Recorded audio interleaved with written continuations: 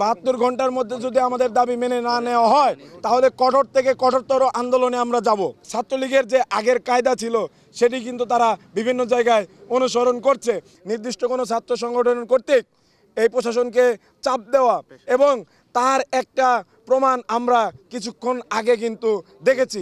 72 ঘন্টার আলটিমেটাম আমরা দিয়েছি আমাদের ঢাকা বিশ্ববিদ্যালয় প্রশাসনকে। আপনারা জানেন ইতোমধ্যে কিন্তু জগন্নাথ বিশ্ববিদ্যালয় সহ অন্যান্য আরও অনেক জাহাঙ্গীরনগর বিশ্ববিদ্যালয় তাদেরও কিন্তু এই রোডম্যাপ তারা দিয়ে দিয়েছে, প্রশাসন রোডম্যাপ দিয়ে দিয়েছে, সেখানে ছাত্র সংসদ নির্বাচন হবে।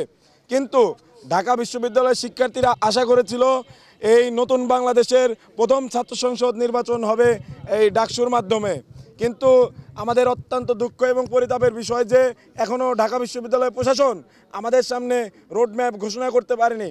এর অন্যতম কারণ হিসেবে মনে করি নির্দিষ্ট কোনো ছাত্র সংগঠন কর্তৃক এই প্রশাসনকে চাপ দেওয়া এবং তার একটা প্রমাণ আমরা কিছুক্ষণ আগে কিন্তু দেখেছি।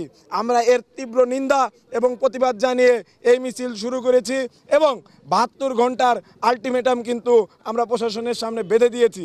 কারণ এই ডাকসুর যদি রোডম্যাপ দ্রুত ঘোষণা না করা হয় তাহলে কিন্তু অনেক ছাত্র সংগঠন এই সাধারণ শিক্ষার্থীদের উপর যেই কর্তৃত্ববাদী আচরণ তারা কিন্তু সেটা প্রকাশ করতে থাকবে এবং ঠিক ছাত্রলীগের যে আগের কায়দা ছিল সেটি কিন্তু তারা বিভিন্ন জায়গায় অনুসরণ করছে। আমরা চাই না যে এই দানব ছাত্রলীগ এখান থেকে বিদায় নিয়েছে তাদের যে কালচার সেটি আবার এখানে ফেরত আসুক।